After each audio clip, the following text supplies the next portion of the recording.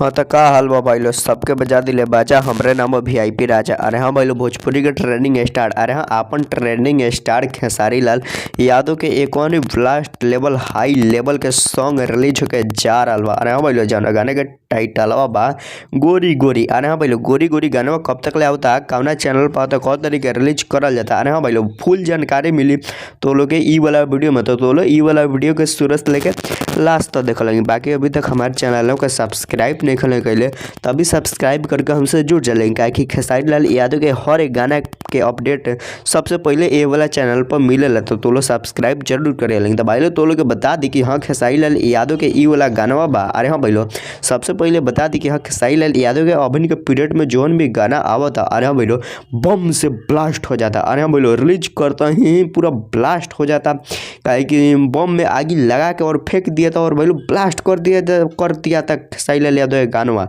अरे हाँ भाई लोग खेसारी लाल यादव के पहिलका दिनवा अरे हाँ जब एक दिन में 10 मिलियन 20 मिलियन 30 मिलियन कर लख तो उनका दिनवा धीरे धीरे वापस आ नु रहल बा काहे कि अभी 2025 और भाई लोग 2025 में खेसारी लाल यादव के जोन भी गाना आई मरते तो बहुत बारूद आई बहुत ही झकास आई। अरे हाँ भाई लोग तो खेसारी लाल यादव के पहिलका दिन वापस आ रहल बा और भाई लोग ऐसे ही तो लोग खेसारी लाल यादव गाना के शेयर करत रहल लाइक करत रहल और भाई लोग बहुत ही ज़्यादा सुनल खेसारी लाल यादव गानवा। अरे हाँ एक दिन में कम से कम एक आमदी 10 बेर सुने के चाहिए तब तक खेसारी लाल यादव गानों पर व्यूज आई। बाकी भाई लोग तो लोग खेसारी लाल यादव को बहुत प्यार दे रहा गाना पर बहुत अच्छा लगा था। खेसारी लाल यादव के भी अच्छा लगा था चाहे उनका टीम में जितना आमदी रहेला सब के अच्छा लगा था। अरे भाई लोग एक एक्टर एक सिंगर का चाहिए व्यू चाहिए प्यार चाहिए पब्लिक के बस ये नहीं चाहिए। तो भाई लोग तो लोग देता रहे और भाई लोग खेसारी लाल यादव के गाना में मतलब गाना में काम करे में मन भी लागत है काहे कि जब तो लोग ना दे बोलेंगे प्यार तो मन का लगी। तो भाई लोग खेसारी लाल यादव के बता दी कि गाना कब तक ले आता। तो भाई लोग देखल है जो ई वाला गाना बा रहे हाँ गोरी गोरी ई वाला गाने के मतलब